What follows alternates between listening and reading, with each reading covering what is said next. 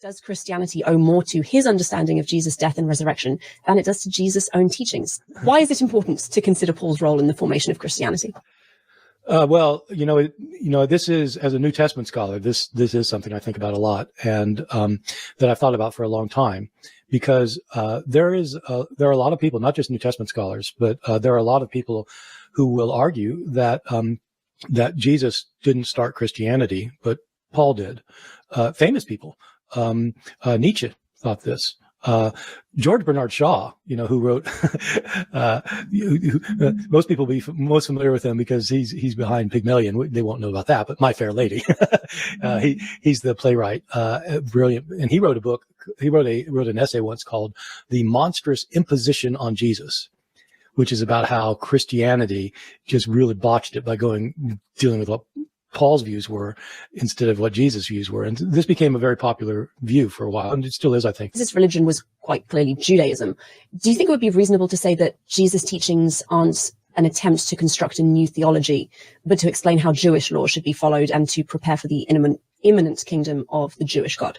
The short answer is that I agree that Jesus' teachings were very much in line with Judaism at the time. He did not understand that he himself was starting a new religion. He thought that he had the correct understanding of the Hebrew Bible and of the God of Israel. And, he was within that part of the Jewish tradition that thought that that God was going to intervene to, get rid of all of the forces of evil, to destroy what's evil in the world, to bring the world back to the way he created it with a paradise where there would be no more sin and there'd be no more misery and pain and suffering, and that this was coming soon. And this was a strong strand of Judaism in Jesus' day. And so I don't think that if you just look at the life of Jesus himself, his teaching, the things he was doing, perfectly consistent within Judaism. And if we just had that, then Christianity would have been a sect within Judaism. So if Jesus wasn't attempting to construct a new theology, does it seem from Paul's writings that he was doing that? This is where it gets a little bit tricky, because the teachings of Paul are different from the teachings of Jesus. Paul's understanding of the importance of Jesus does not reflect what Jesus himself said about himself in our earliest gospel sources. And Paul's view of salvation is completely different from the view of Jesus as set forth in our earliest accounts. Let me stress here that one of the difficulties of talking about this is that historians have to figure out what Jesus himself really said and did, because we don't have his writings. We don't have any recordings of his teachings. We have gospels that were written decades later, and the gospels are written after Paul.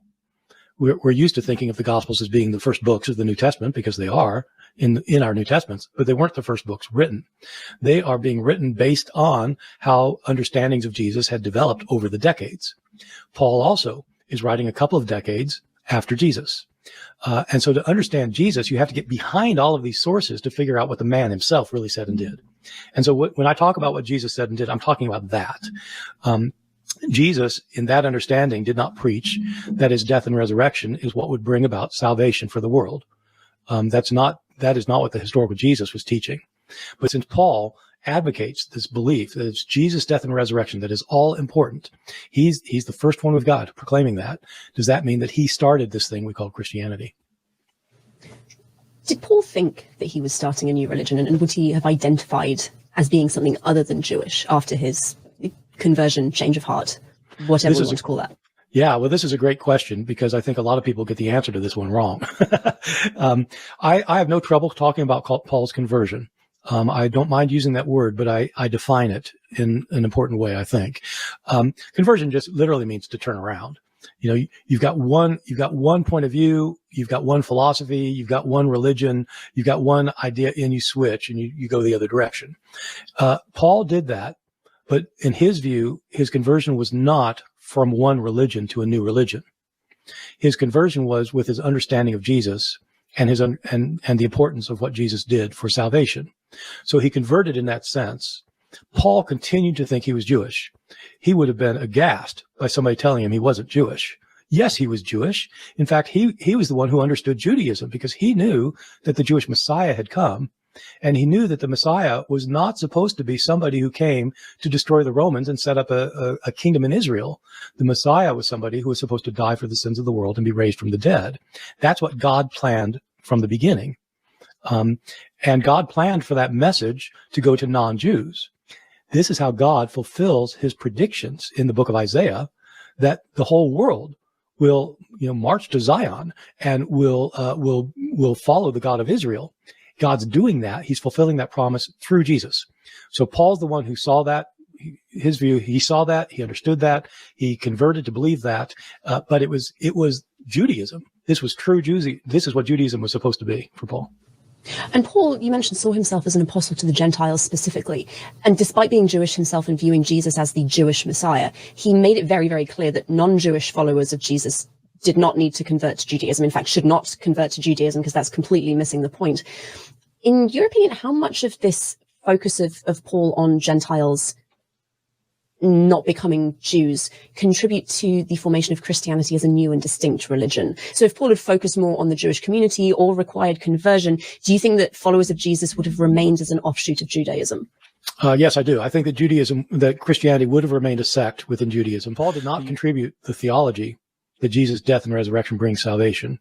Paul contributed the theology that it's open to Gentiles without becoming Jews. If that's Paul's contribution, and that contribution was directly responsible for Christianity not remaining an offshoot of Judaism, could we not say then that Paul was actually the founder of Christianity? He didn't maybe come up with the theology himself. He obviously didn't invent Jesus. He didn't invent the importance of Jesus. But because of that focus on the Gentiles and non-conversion, that's kind of what pushed it in the direction of new religion territory. I guess the way I would put it is that Paul founded the variant of Christianity that ended up succeeding. If the death and resurrection thing isn't obviously peculiar to Paul, is it something that shows up in Jesus' own teachings at all? The answer is for the Gospels, yes. In the Gospels, Jesus does teach this. The question is, did the historical Jesus teach this? These Gospels are being written by people who believed that Jesus not only was crucified, but that he was raised from the dead. And because he was raised from the dead, they concluded that God must have raised him from the dead, which means that he was the one specially favored by God. And if he's specially favored by God, then why was he crucified? Is this what God does to the people he favors? He tortures them to death? That doesn't seem right. Well, so Christ, there was a reason. There's a divine reason for Christ dying, and that is that he died for the sins of others. I think as soon as the earliest followers of Jesus believed in the resurrection, they made that connection. This death mattered before God. This death was a sacrifice for sins. And so they're teaching that right from the outset. And they're teaching that for years before Paul even comes on the scene. Is he maybe responsible for putting together or for writing about something that would be created, that would be made into a comprehensive Christian theology? Yeah. So I think the answer to that's probably yes. I mean, the followers of Jesus, the earliest followers of Jesus were his disciples and the people they converted. The disciples of Jesus were from Galilee. They were day laborers. They were fishermen or, doing manual labor. They were poor. They were uneducated. So they were not deep thinkers. They might have been very, very, very intelligent, but they had no intellectual training at all, no academic training. Paul did. We don't know about Paul's early life other than what we can infer from his writings. He's clearly a Jew. He grew up outside of Israel.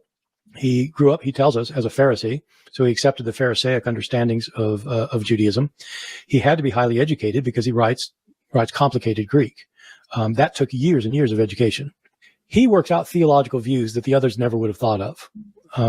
Because he had training. He didn't have advanced philosophical training, but he had some training, and he worked out how it works that Jesus' death and resurrection bring about salvation. It's one of the reasons there's so many disagreements among Christians and Christian communities, congregations, denominations about what the true understanding of Paul is and what the true understanding of Christianity is. Why Paul? As a Jew, Paul had always believed that God had given his law to the Jewish people, and their part of being in God's covenant was that they kept his law.